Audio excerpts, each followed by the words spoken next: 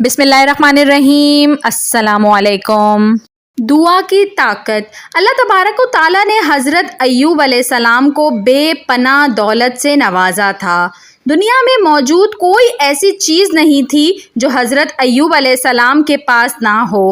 حضرت ایوب علیہ السلام اپنے وقت کے ملٹی ملینئر تھے۔ پھر اللہ پاک نے ان کو آزمایا، ان سے سب کچھ چھین لیا۔ ان کی بہت اولاد تھی اور ساری ایک ساتھ فوت ہو گئی۔ وسیع و عریض رقبے پر ان کی فصلیں جل کر راکھ ہو گئیں اور اللہ نے ان کو بے شمار بیماریاں لاحق کر دیں۔ پھر ایک دن حضرت ایوب علیہ السلام نے اللہ تبارک و تعالیٰ سے دعا کی اور اللہ سے رحم مانگا۔ اور ایوب کو یاد کرو جب اس نے اپنے رب کو پکارا کہ مجھے بہت تکلیف ہو رہی ہے اور تو سب سے بڑھ کر رحم کرنے والا ہے۔ اللہ پاک نے ایوب علیہ السلام کی دعا قبول کر لی اور حضرت ایوب علیہ السلام کو صحت یاب کر دیا اور ان کو پہلے سے بھی کئی گنا زیادہ دولت اور شان و شوکت عطا کی۔ ہم نے ان کی دعا قبول کر لی اور جو ان کو تکلیف تھی وہ دور کر دی اور ان کو بال بچے بھی عطا فرمائے۔ اسی طرح اللہ نے قرآن میں حضرت زکریا علیہ السلام کی بے بسی کا واقعہ ذکر کیا۔ حضرت زکریا علیہ السلام کی بیوی بانجھ تھیں، وہ بچے پیدا نہیں کر سکتی تھیں۔ حضرت زکریا علیہ السلام بوڑھے ہو گئے، پوری عمر گزر گئی، بیوی بچے پیدا نہیں کر سکتی تھیں۔ تو ایک دن گھبرا کر اپنے اللہ سے دعا کی، یا اللہ اب میں بوڑھا ہو گیا ہوں، میری بیوی بھی بچے پیدا نہیں کر سکتی، یا اللہ تو مجھے بڑھاپے کا سہارا دے دے۔ اور اللہ نے دعا قبول کر لی اور ایسی بیوی میں سے بچہ دے دیا جو بچے پیدا کر ہی نہیں سکتی تھی۔ اور پھر حضرت زکریا علیہ السلام نے اللہ تعالیٰ سے کہا، اے میرے رب، میں تجھ سے مانگ کر کبھی محروم نہیں رہا۔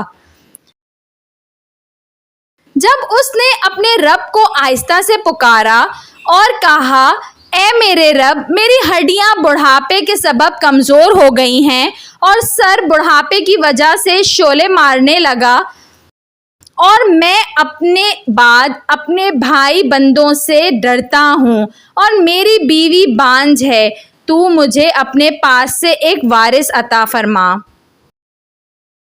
اے زکریا، ہم تجھے خوشی سناتے ہیں ایک لڑکے کی جن کا نام یحییٰ ہے۔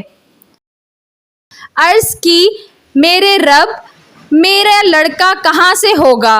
میری عورت تو بانجھ ہے اور میں بڑھاپے سے سوکھ جانے کی حالت کو پہنچ گیا ہوں۔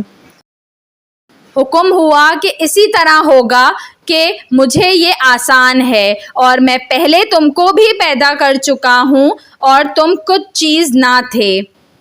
پھر قرآن کریم میں اللہ نے حضرت یونس علیہ السلام کا واقعہ ذکر کیا کہ جب وہ مچھلی کے پیٹ میں گئے تو بے بسی کا یہ عالم تھا۔ قرآن کہہ رہا ہے کہ وہ 3 اندھیروں کے پیٹ میں تھے، ایک رات کا اندھیرا، دوسرا سمندر کے نیچے گہرائی کا اندھیرا، اور تیسرا مچھلی کے پیٹ کا اندھیرا۔ اور پھر حضرت یونس علیہ السلام نے بے بسی میں اللہ کو پکارا، اندھیرے میں خدا کو پکارنے لگے کہ تیرے سوا کوئی معبود نہیں، تو پاک ہے، بے شک میں قصوروار ہوں۔ اللہ پاک فرما رہے ہیں، ہم نے یونس علیہ السلام کی دعا قبول کر لی اور ان کو وہاں سے نکالا جہاں سے نکلنے کے سارے راستے بند تھے۔ تو ہم نے ان کی پکار سن لی اور ان کو غم سے نجات بخشی۔ اللہ پاک نے یہ واقعات قرآن میں اس لیے ذکر کیے کہ میرے بندوں، مجھ سے کبھی نا امید نہ ہونا۔ میں نے موسیٰ کو فرعون کی گود میں پال کر دکھایا، اسماعیل کو چھری کے نیچے سے بچا کر دکھایا، ابراہیم کو جلتی آگ میں بچا کر دکھایا، مریم کو بن باپ کے بیٹا دے کر دکھایا، یوسف کو ایک قیدی سے بادشاہ بنا کر دکھایا۔ اس لیے ہمیں اللہ تبارک و تعالیٰ سے ہر وقت مانگتے رہنا چاہیے۔ اللہ تعالیٰ کے لیے کیا مشکل ہے؟ اللہ کی ذات تو وہ ہے جو ناکامیوں میں بھی کامیابی پیدا کر سکتی ہے۔ ویڈیو پسند آئی ہو تو اس کو ضرور لائک کریے گا، اور ایسی مزید اچھی ویڈیوز دیکھنے کے لیے میرے چینل اردو کہانی گھر کو سبسکرائب کر لیجئے۔ Thanks for watching. اللہ حافظ۔